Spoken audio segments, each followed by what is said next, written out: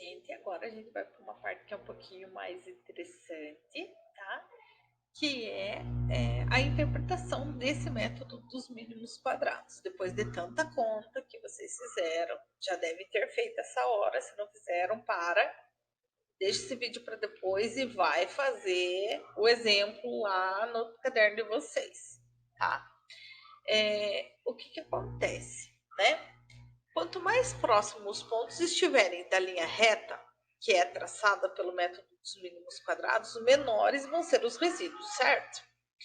Então, assim, a soma dos quadrados dos resíduos, eu já mostrei nos slides anteriores, mas ela é determinada por essa equaçãozinha aqui, tá?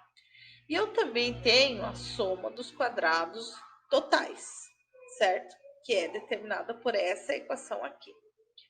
Existe uma relação entre esses dois resíduos, ou soma dos quadrados desses resíduos, tá? Que essa relação, ela é dada por essa formulazinha aqui, que é chamada de coeficiente de correlação, ou a gente está acostumado a chamar de R ao quadrado, tá? Ela vai medir, então, a fração da variação observada em Y. O que acontece? Tanto essa, agora eu me lembrei, tanto essa relação aqui, da soma dos quadrados dos resíduos, quanto a soma total, ela não é explicada pela relação linear, tá? Enquanto o coeficiente de correlação, sim. Então, ela mede a fração da variação observada em y, que é explicada pela relação linear e é fornecida por. Então, r ao quadrado vai ser igual a 1 menos o SS residual do SS total. Quanto mais próximo for esses valores e quanto mais próximo de zero, melhor é o teu método. Então, por isso que a gente fala, deu R quadrado, deu 0,99. Quer dizer que o teu R foi muito bom, a tua curva ficou muito próxima de uma curva perfeita, tá?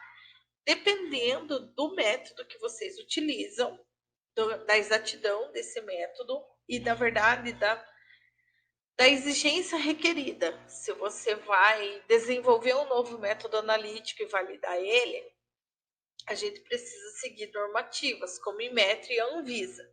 E aí, dependendo da normativa, estabelece qual que é o valor mínimo de R ao quadrado desejado, tá? Então, quando a gente faz curva de calibração, geralmente o que a gente acaba fazendo é o valor do R ao quadrado, e a gente usa também e pede para ele gerar a equação da reta, né? E aí, tudo aquilo que a gente viu teoricamente nas contas à mão até agora, nós vamos ver no Excel, tá? Então, vejam lá. Aqui eu tenho a mesma tabelinha de porcentagem molar de isoctano XI da área do pico YI. Exatamente a que estava lá, eu copiei aqui.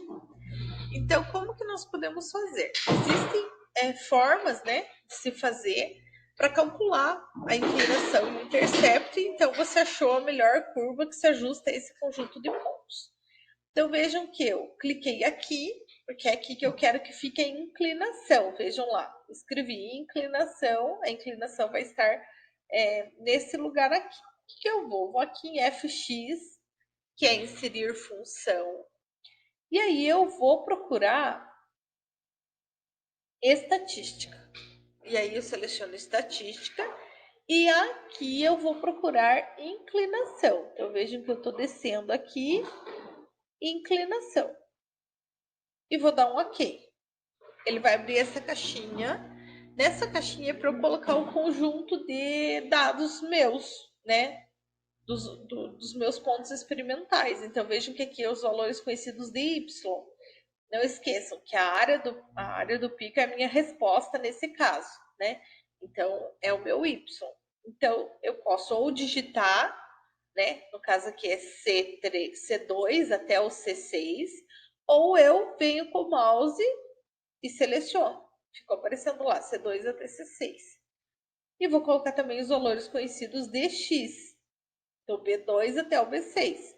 Opa, eu não mudei, né? Peraí.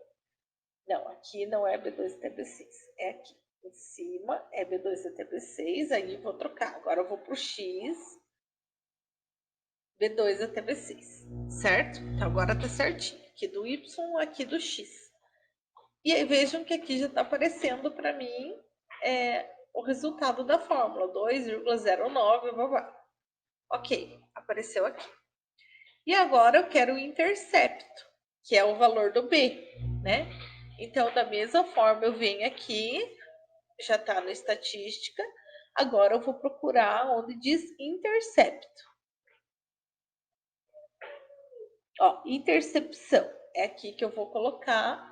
E da mesma forma que antes, eu vou selecionar os dados para Y e para X. E agora já apareceu aqui o valor do meu intercepto. Como é exatamente o exemplo anterior, vamos lá achar o valor do B e do M para vocês verem como a gente chegou exatamente no mesmo valor, tá? Então, ó, M 2,09, o M 2,09 e aqui o B 0,26 e aqui o B 0,2567, que lá no exemplo a gente arredondou para 0,26, certo? Só um pouquinho, filho. Aí, então aqui tá os valores de B e de M, que é o que grosseiramente a gente ocupa, tá? Mas geralmente não é o que a gente faz. O que a gente faz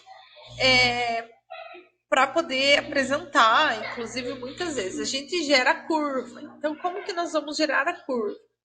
Seleciona tanto a coluna do X quanto do Y. Aqui é importante, gente, que esteja primeiro a do X, para depois a do Y, porque é assim que ela vai gerar o gráfico já. Esse é o eixo X, esse é o eixo Y, tá? E nós vamos inserir um gráfico de dispersão e formou aqui a minha curva analítica, tá? Aí, como que eu faço, então, para poder fazer a análise de regressão? Clica no ponto, clica com o botão direito e vem aqui, adicionar linha de tendência.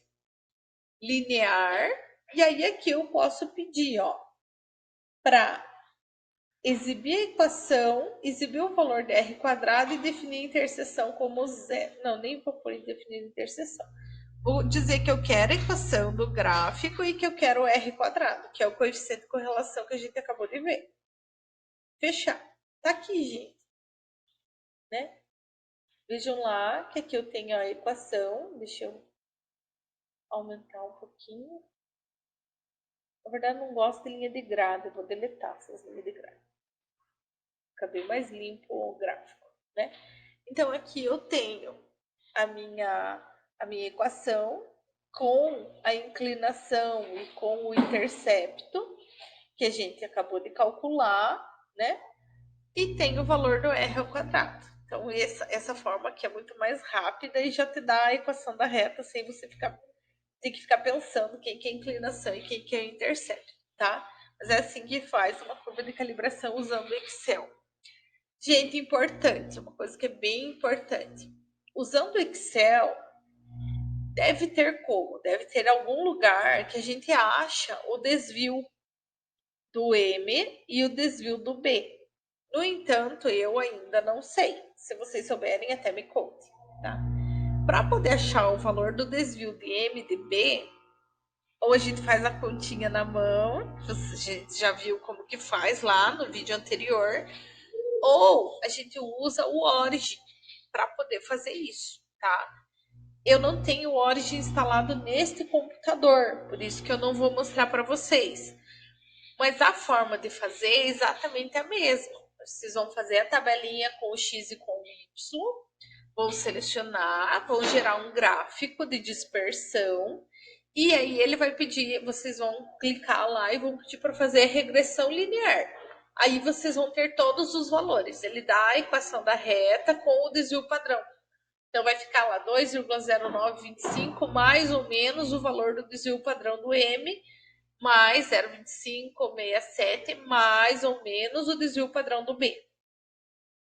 Mas no momento, nesse computador, eu não tenho Origin, então por isso que eu não pude fazer para vocês. Então aí vai mais uma tarefinha. Abram o Excel e façam curvas de calibração utilizando Excel para vocês não esquecerem. Vocês vão fazer isso porque eu vou pedir exercícios no fim do último vídeo. Eu acredito que nós estamos encaminhando para o último vídeo.